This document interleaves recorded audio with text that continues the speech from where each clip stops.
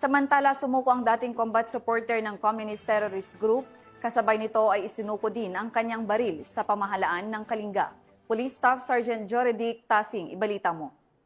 Sumuko sa otoridad ang isang dating taga-suporta ng Communist Terrorist Group o CTG sa sitio Ag-Agama, Barangay Western Uma, Lubuagan, Kalinga nito lamang Septembre 27 taong kasalukuyan. Kinilala ang surrendre na isang alias Bilito, 71 taong gulang, residente ng nasabing lugar na dating armado at combat support ng kilusang larangang gerilya Bagas sa ilalim ng Ilocos Cordillera Regional Committee. Isinuko rin niya ang isang 12-gauge bolt action shotgun na walang serial number at markings, pati na ang 2 bala. Naisa katuparan ang pagsuko sa pamamagitan ng pinagsanib na puwersa ng 2nd Provincial Mobile Force Company bilang lead unit, katuwang ang Lubuagan Municipal Police Station, 1st PMFC, Provincial Intelligence Unit ng Kalinga Police Provincial Office, Regional Mobile Force Battalion 15, Special Action Company ng PNP SAF at National Intelligence Coordinating Agency ng Cordillera. Ang naturang pagsuko ay bunga ng pinaigting na kampanya ng pamahalaan laban sa insurgency sa ilalim ng AO70